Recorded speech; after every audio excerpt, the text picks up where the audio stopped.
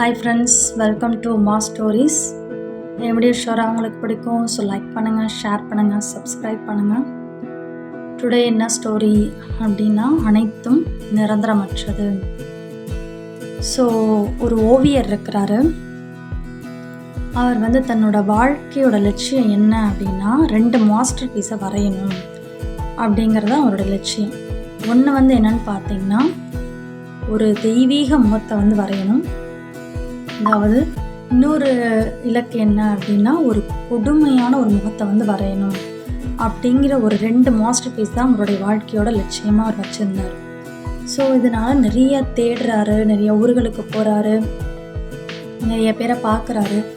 அப்போ ஒரு நாள் ஒரு சிறுவனை பார்க்குறாரு.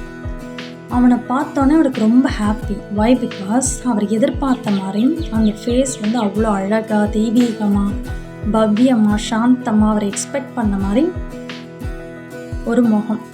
ஸோ அந்த சிறுவன்கிட்ட போய் கேட்குறாரு. இது மாதிரி அவரோட இலக்கை சொல்கிறாரு.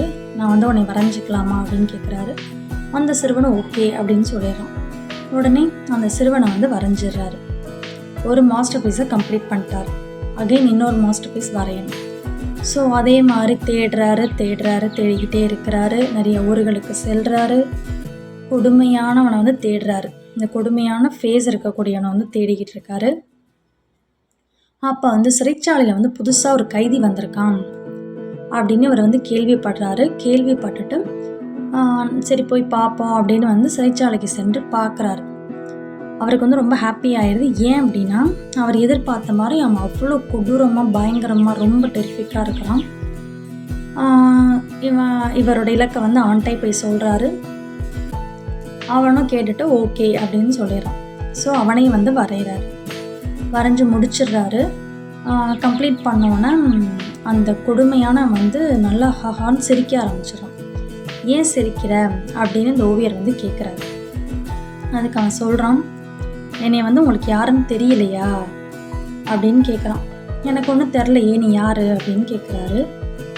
பல ஆண்டுகளுக்கு முன்னாடி ஒரு தெய்வீகமான ஒரு முகத்தை வரைஞ்சிங்கல்ல, அது வேறு யாரும் கிடையாது, நான் தான் அப்படின்னு சொல்கிறாரு. உடனே இந்த ஓவியருக்கு ரொம்ப ஷாக்கிங் ஆயிடுது. எப்படி இருந்த நீ எப்படி ஆயிட்ட, என்ன ஆச்சு அப்படின்னு ரொம்ப ஷாக் ஆகிடுறாரு. உடனே அவன் சொல்கிறான், அனைத்தும் நிரந்தரமற்றது, காலம்தான் என்னை இப்படி மாற்றிருச்சு அப்படின்னு சொல்கிறான். So the moral of the story is, அனைத்தும் நிரந்தரமற்றது. ஸோ இன்றைக்கி மேலே இருக்கவங்க நாளைக்கு கீழே போகலாம், இன்றைக்கி கீழே இருக்கவங்க நாளைக்கு மேலே போகலாம். ஸோ மற்றவர்களுக்கு முடிஞ்ச அளவு துன்பம் தராமல் இந்த நிரந்தரமற்ற வாழ்க்கையில் கொஞ்சம் அடக்கத்தோடு செயல்பட்டோம்னா நம்ம வாழ்க்கையில் வெற்றி பெறலாம். நிலையாமையை பற்றி வள்ளுவர் என்ன சொல்கிறாரு அப்படின்னா, நில்லாதவற்றை நிலையின என்றுணரும் புல்லறிவாண்மை கடை. அதாவது நிலையற்றவைகளை நிலையானது என நம்புகின்ற அறியாமை மிக இழிவானது அப்படின்னு சொல்கிறாரு. ஸோ ஃபைனலி அனைத்தும் நிரந்தரமற்றது. தேங்க்யூ.